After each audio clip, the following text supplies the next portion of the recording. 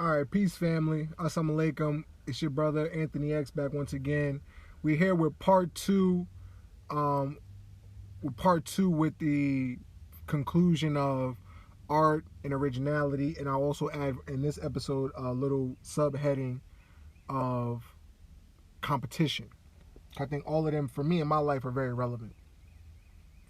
So we left off talking about Kanye and the sampling. And then we got into a little bit about Migos, you know what I mean, and their impact in the hip hop atmosphere. And if anybody wanna, you want to chat about it, want to talk about it, I'm gonna get in the comments on YouTube or the YouTube channel Tech Building Podcast. Please give me a subscriber and a like if you don't mind. Also, you can follow me on Twitter at Tech Building Pod, at Tech Building Pod on Twitter. We could chat it up. We could debate it up. I'm about debating as long as we just being. It's fun. You know what I mean? It's not. I'm not out here to make nobody look bad or go crazy. You know what I mean?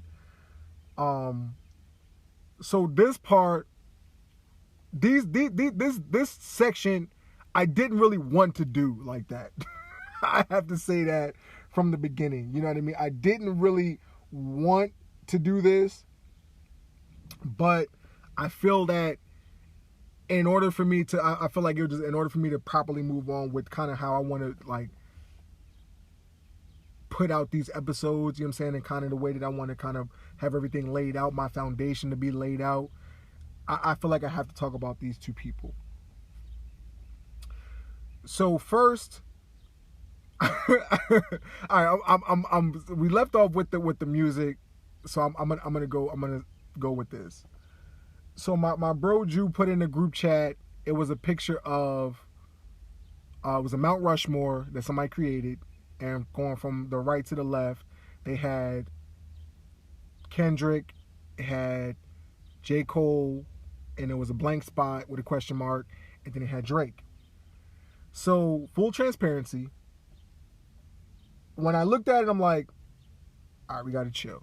That was my first thought when I looked at it. I'm like, all right, we actually gotta chill. So then my second thought was a troll, but then I'm like, is it really? Because I'm like, okay, if that's the Mount Rushmore, all right, if Drake is there, I got to put Soulja Boy there. That's what I put. I got to put Soulja Boy in the empty spot. That's what I put in the group chat. Now, my heart of hearts started off as a troll. But then as I thought about it, and as we'll get into it, I'm like, okay, is it? You know what I'm saying? A troll? So the Drake conversation, I've had a lot with people, you know what I mean? And I'm going to have guests on the show. If it be the will of Allah, I'm going to have guests on the show. We could talk about it. Whatever, you know what I'm saying? Whatever the guests want to talk about as far as any topic covered, we could do that. I know my bro Lico, big Drake fan. My bro Dre, big Drake fan. And this is not to make... It's not like the Tom Brady. You know what I'm saying? Like the Tom Brady is like, got to bring somebody back down to earth. You know what I mean? But with the Drake situation, this is really my, I guess you would say, issue or thought process on the culture and where we are. You know what I mean? As far as the hip-hop culture is concerned.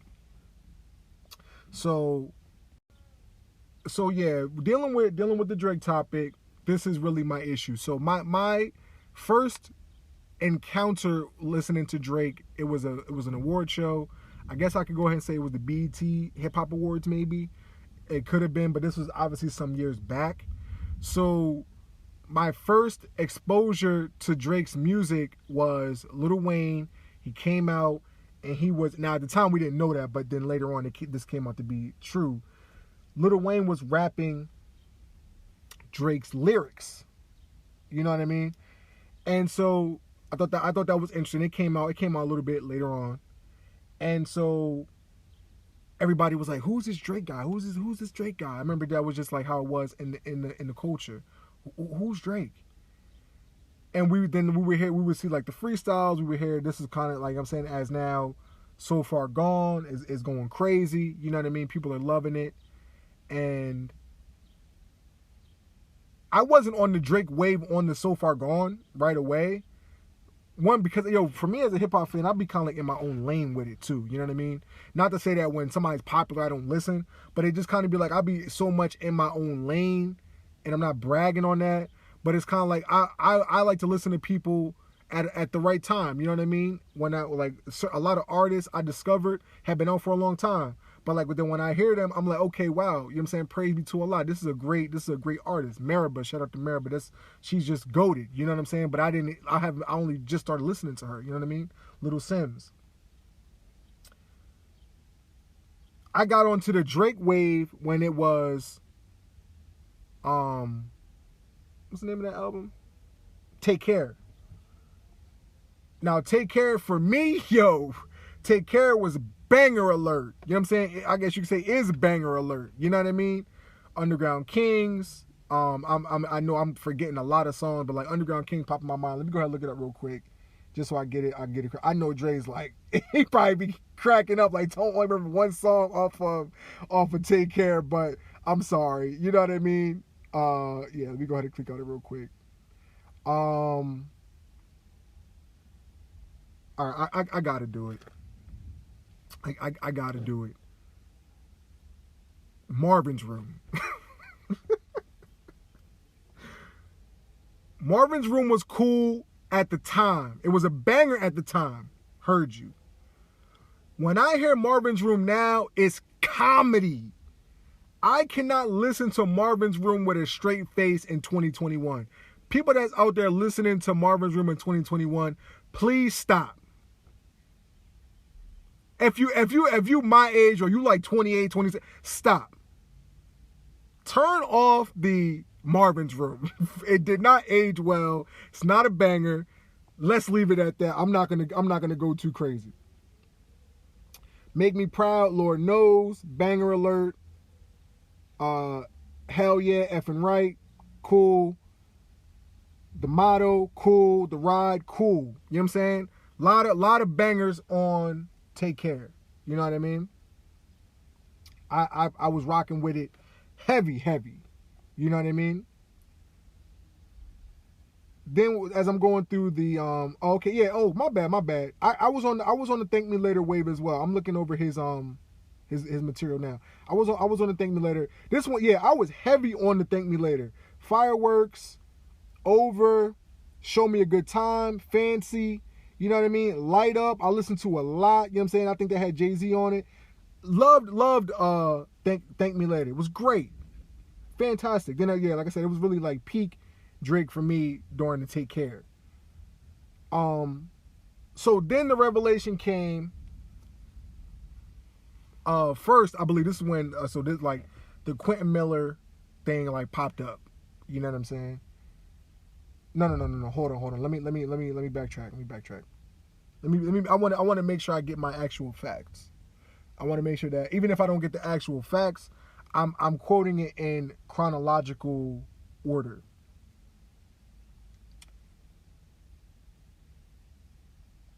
Nothing Was the Same for me, I thought was great.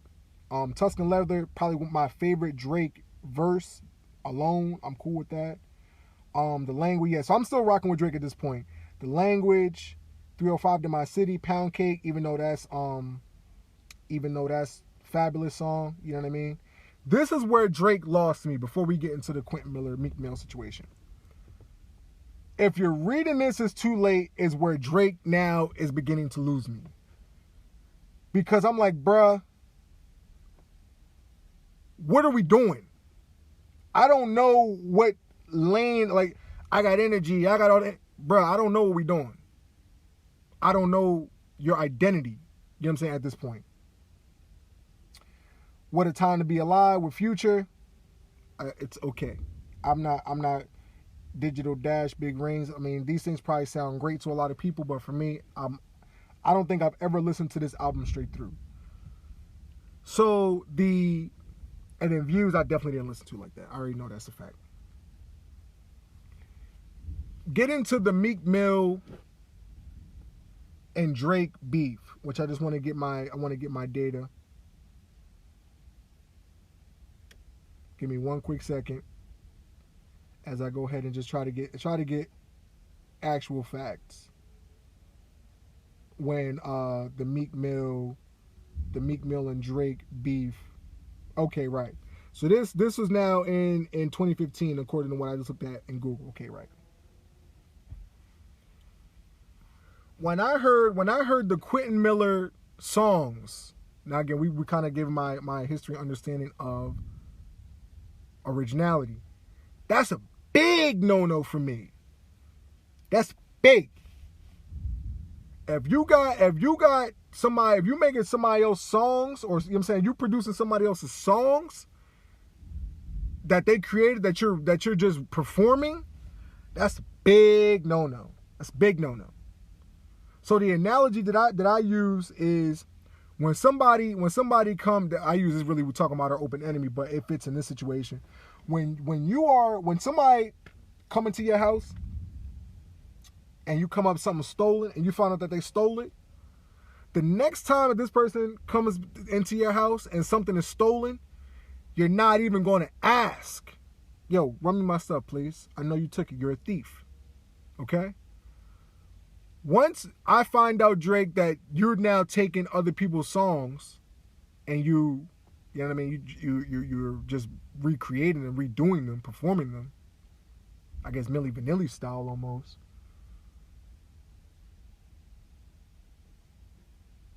I have to then question everything. I got to question it. Okay.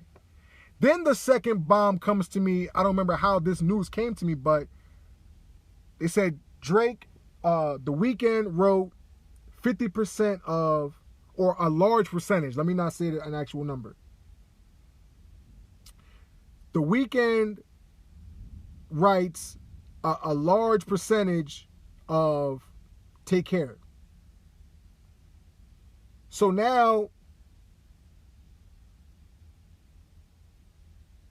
okay, right. So now, a lot of things are in question. Anybody want to fact check me on The Weeknd? Please, I have no problem with being fact check on that. From what I was told, The Weeknd had a large contributing hand in the making of Take Care, especially the bangers like Crew Love and different things of that nature. Okay. So now, Drake, I don't know what to, now my hands are tied. I don't know what we're doing here, bro. And then, so now in my reality, because I don't need to take everything at face value. So what, but Meek Mill putting that out, that's black and white. But like the whole Weeknd thing is like, okay, bro. But now I'm looking at it like, okay, now my first exposure to Drake's music is Lil Wayne rapping his bars. Okay, cool. And then now we go from, we're sing-songing it, Thank Me Later, Take Care, we're sing-songing it. You know what I mean? That's our style. Then it's, if you're reading it's too late, now I'm the sixth god. Now I'm a trap star now. Now this is, I do the trap rap now. This is what I do now. Then the brother's he's doing songs for people from the island. He got an island accent. And then in recent history, he's doing songs in the UK. He's got a UK accent. So I'm like, bruh, what is your identity in the hip hop world? What is your identity? Now, from what now this is now 31-year-old me. I've now come into knowledge of certain kinds of things about how the world works. Some people are background players. Like some people know how to like write songs. So, okay, I guess I'll touch on that real quick. The difference between somebody writing music in the R&B sphere, so like writing for a person like a Beyonce, versus somebody making a song for like a Drake or a Jay-Z. When you listen to R&B, primarily, you're listening to it for the voice. You want to hear the great vocals. That person could be singing about Snickers bars. But if they got a great voice, man, I love that. We're not really here in a large part, because I like R&B lyrics too, but in a large part, I'm here for the vocals. You got banging vocals, you could be singing about traffic signs. In hip hop, the vast majority is, as the MC, are your lyrics. When Biggie's telling that story and I got a story to tell, it's not only great because it's a great beat, it's a great, you know what I'm saying, great flow and whatnot, but the bar, that's from his life. When Styles and whatnot, you know what I'm saying, these brothers are rapping, they giving they're doing it what they do, it's not only great because it has great skill, but it's attached to their life. It's real. So if you're up here giving me other people's material, what am I really listening to you for, bro? So I was just talking to my brother Ibrahim just now a little while ago, and we were briefly talking about this topic. And so I've used this example before, and I'm gonna present it here again. I'm a chef. So a little while ago, I prepared a meal for my brother and his wife. You know what I mean? And so I said, bro, now imagine if I came to you and I said, yo, bro, I didn't even cook that food. That was brother so-and-so that made that food. I didn't cook that. How would you look at me? Now the brother gonna say, at first he gonna say, oh, well, that's different. But then he's like, then he said, yo, I feel what you're saying. I get what you're saying. If I'm listening to your music, and again, the hip hop sphere is unique because we created rap, and rap has its own rules. In its origin, it's way different now. Hopefully I can get to that in the next, 18 or so minutes. But it has its own rules. And as a lyricist, as an artist, as a hip hop MC, you writing your own lyrics are paramount. So now a person will say, okay, Tone, you love Jay-Z. Jay-Z had people write songs for him and all that. Oh, I heard that. Now let me go ahead and answer that in this way. There's a word for that. If we all out on the highway and the speed limit is 65 or the speed limit is 55, and there's 10 of us, 15 of us or whatnot, and we all doing $150, but the police pull you over, or the police pull Drake over, and Drake like, oh, now Baton and Dre and Ibrahim, so-and-so, they was all speeding too. First off, there's a word for that. But secondly, one, that doesn't change you being caught. And again, and furthermore, you're the one that got caught. As I've heard brothers say to me before, it's not cheating unless you get caught. It's not breaking the law unless you get caught. So even if J. Cole, Kendrick Lamar, Jay-Z, you know what I'm saying, all of these other famous rappers got OVO sweatshops, so to speak, backing them, we don't know that. That's the first level. But then if I did know that about Jay-Z, it would drastically change my opinion about Jay-Z and his position in hip-hop, in my opinion. Drastically would change it. I'm not gonna change that principle because of somebody that I like. But Drake, we don't know that. We don't have the paperwork or the receipts for that. But besides that fact, you're the one that got caught. So bringing other people down, trying to bring other people down with you, doesn't change the fact that you were the one that got exposed. Okay? So, I mean, yeah, like, Party Next Door, Quentin Miller, The Weeknd, you know what I'm saying? The list goes on and on of the people that, people talk about Drake, use their wave for a boost, use their ability for a boost. The Migos didn't need Drake to get on Versace. Check out the interview they did on Hot 97. Drake wanted to collaborate with them. Now, why is that? Now I know what I know. Why does Drake want to get on the wave of the Migos? Because he knows that this group is about to take off. Salute Takeoff. And so before they get their foot in the door, let me help them out, because the Drake feature definitely help you out. That's a fact. Help you out in spades. Gangbusters. But also let me go ahead and get my street credibility game up by joining onto a very street relatable group in the Migos.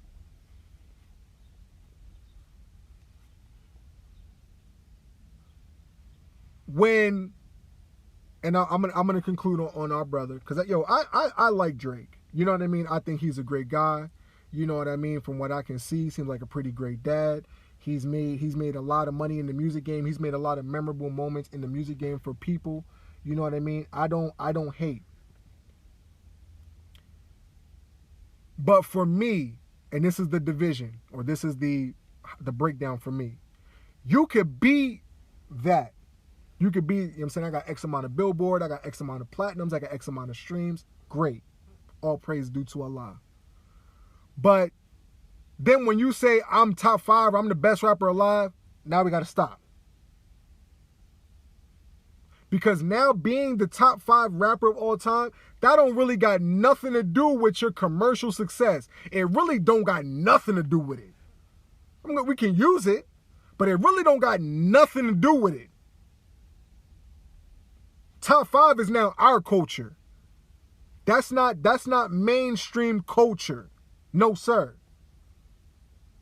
So when you want to put yourself in the position of a top 5 rapper with the lineage or the legacy of ghostwriting, collaborating with rappers and using their sound for your success, and then for me and my reality, you just constantly hopping from one I guess would be reggaeton or island music popping, that's what you do. Trap music is popping, that's what you do.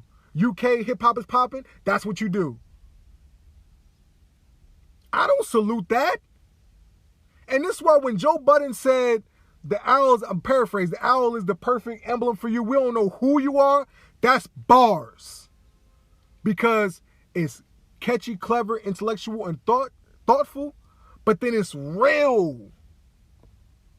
We don't know who you are.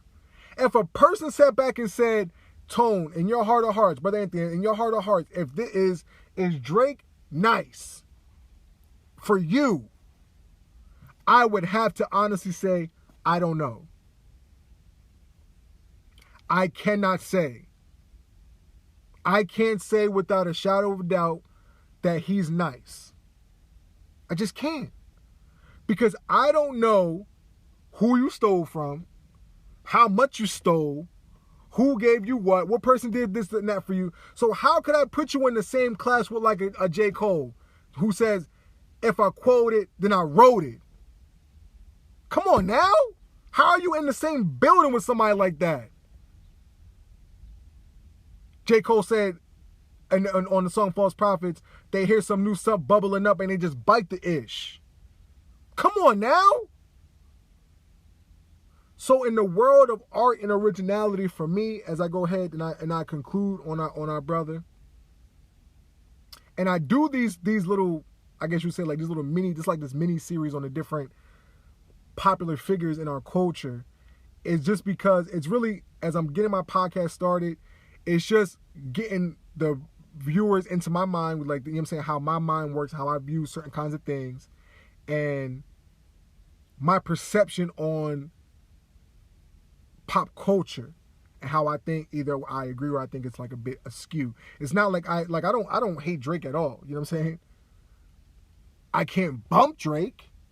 When I'm riding around, you know what I'm saying, like you know what I'm saying, the FOY in the nation, we be outside. I don't hear people bumping Drake. That's not what I hear. Somebody say Drake is in their top 5 or Drake is the greatest rapper of all time, they 21. Or, you know what I'm saying? They 21. They 20. They 23. They don't know any different. And they don't care about the principles of hip hop and what made it what it is. You biting somebody's style, you taking somebody's song.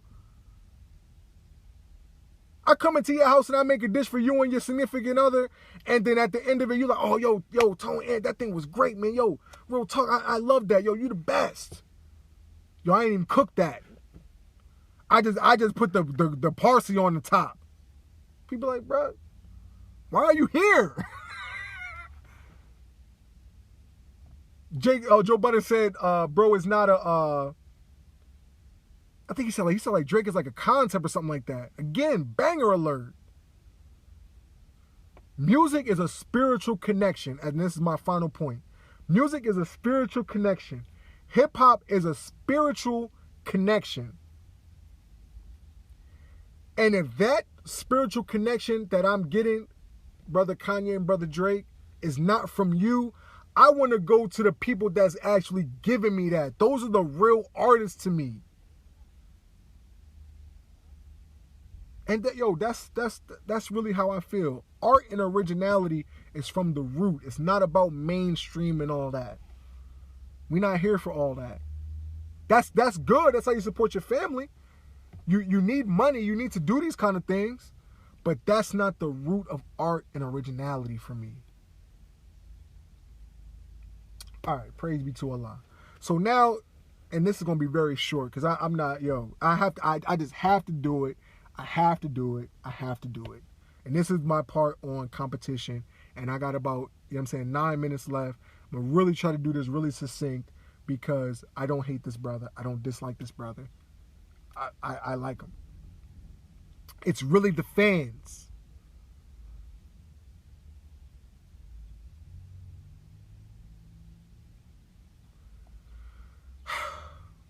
LeBron James. I'm not dunking on bro. I'm not dumping on LeBron James. I'm not here to do that. But it's the fans. It's the perception, and it's also a little of LeBron. Okay? My issue when it comes, first I got to say this. When you are of a high caliber, and I relate this also to Odell Beckham Jr. When you are of a high caliber, talent-wise, skill-wise, the scale in which you are measured is way different. Just like in taxes, or the tax system, in a progressive tax system, the more money you make, the more you are taxed. The less money you make, the less you're taxed. You feel what I'm saying? So, the same way I relate that to in sports, the better that you are, the more talented that you are, the more the weight of scrutiny or the weight of responsibility is on your shoulders. So, the issue that I have with LeBron and his supporting group is really this. When LeBron has success, oh my goodness, LeBron, he's the GOAT. He's better than Jordan. He's done this. He's done that. He's got the most minutes. He's got the most points. He's got the boom, boom, boom, boom, boom, boom, boom, boom, boom. And then when he lose, oh my, he doesn't have a team. Oh, he's got Zydrunas Ilgauskas. He got Anderson Varejao. He got Boobie Gibson. He got this. They all suck. Okay. How much help does the best player on the planet need? And I have to ask this in a contextual sense. If you need as much help as a player on a grade level lower than you, then you're not on the higher level than that player.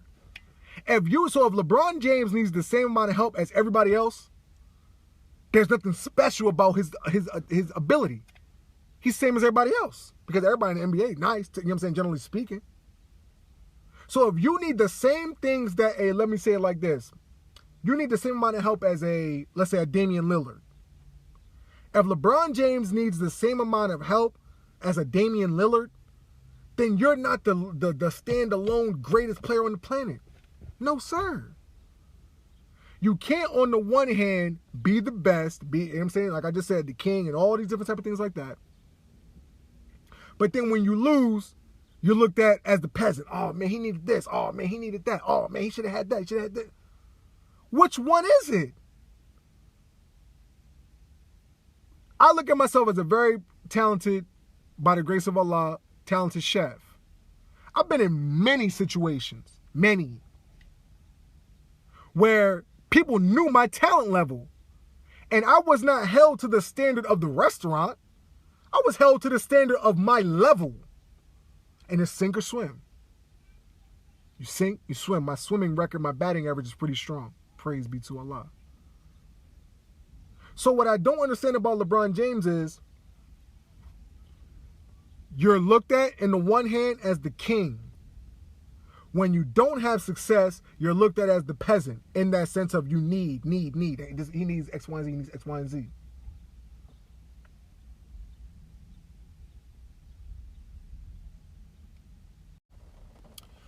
And when we're dealing with LeBron James in year 18, it's kind of the same story of like, when he has like a 35-point triple-double, it's like, oh yeah, he's great, you know what I'm saying? It's year 18, he's 36 years old, blah, blah, blah.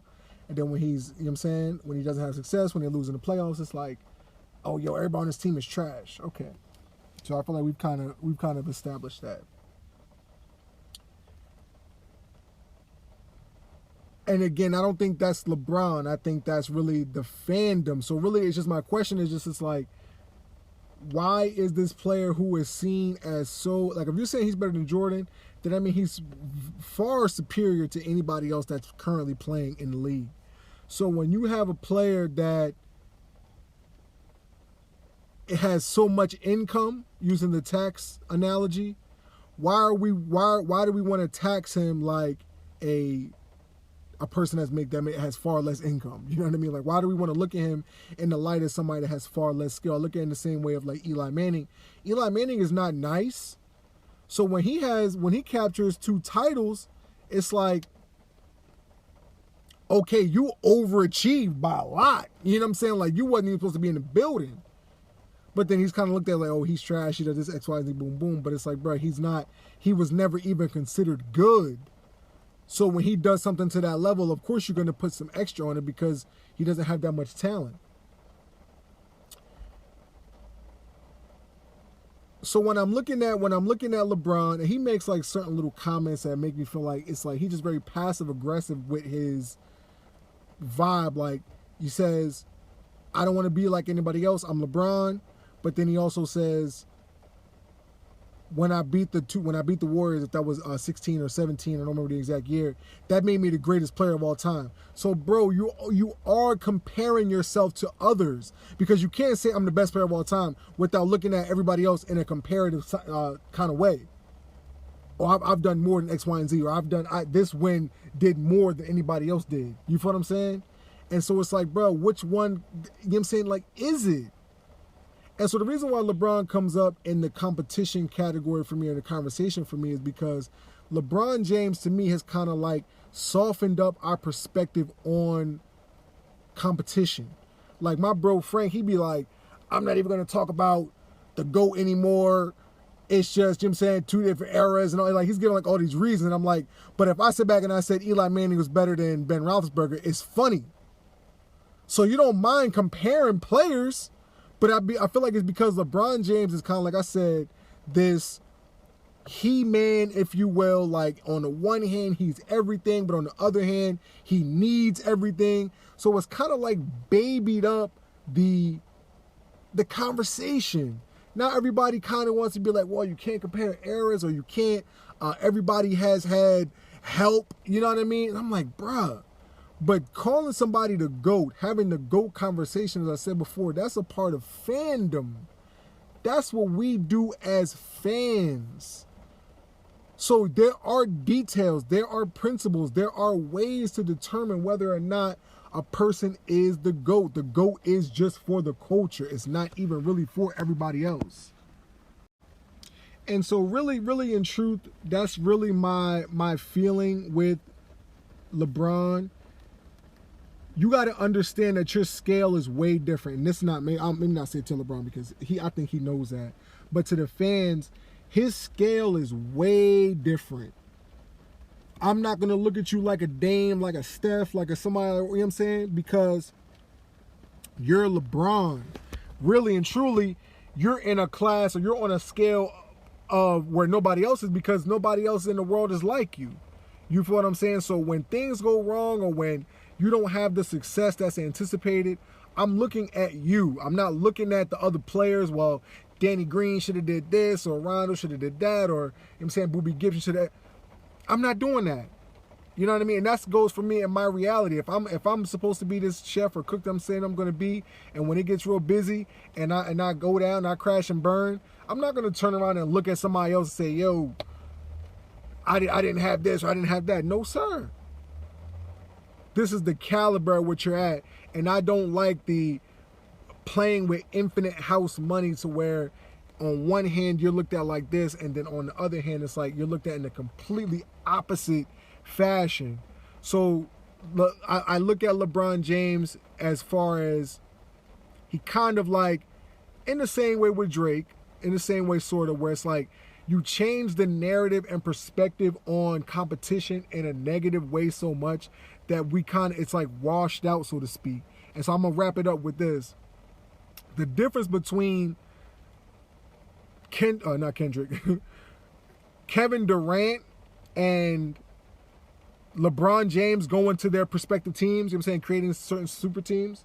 Again, LeBron James is the king. The king going to another superstar's team and bringing another superstar with him looks way different. And then now KD is like, well, if LeBron can do it and he's the GOAT, he's better than Jordan, I'm definitely going to do it. It's only right for me to do it at this point. You know what I mean? I'll say people in my generation, we let Lil Wayne get away with kissing baby in the mouth, you know what I mean, in front of everybody, and him just saying like, yo, that's my father, that's what we do, and we backed it up by saying, okay, nah, that's Wayne, we love Wayne, so we're going to let it ride. Okay, cool.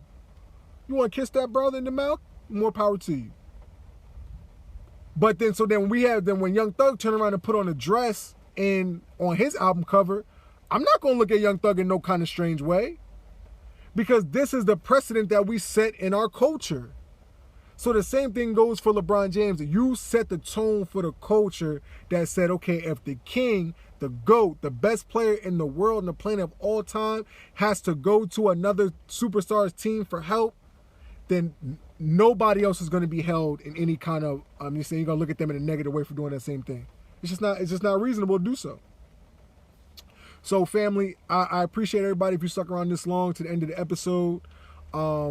Very passionate about art, originality, and competition. I feel like I will circle back on competition because this is more about LeBron and like his perception in the in our culture, but it is rooted in competition because I feel like as LeBron James has come and gone, and as he will leave the NBA eventually, it's affected the way we look at competition. I come from the era of Kobe, Michael Irvin, you know what I'm saying, those players like that and that mentality.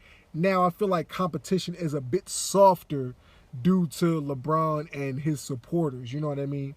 But all praise due to Allah. Thank you very much, family, for joining me on another episode. You can follow me on Twitter at Tech Building Pod on Twitter, and my YouTube is Tech Building Podcast. Please just drop by and show me some love if you don't mind. And so with that, I thank you once again for your time, and I'm going to strive my best to do 2 episodes a week, one at the beginning of the week between Sunday or Monday, and then one at the end of the week, probably Friday or Saturday. So thank you very much, man, and may Allah continue to bless everybody. Peace. Assalamu alaikum.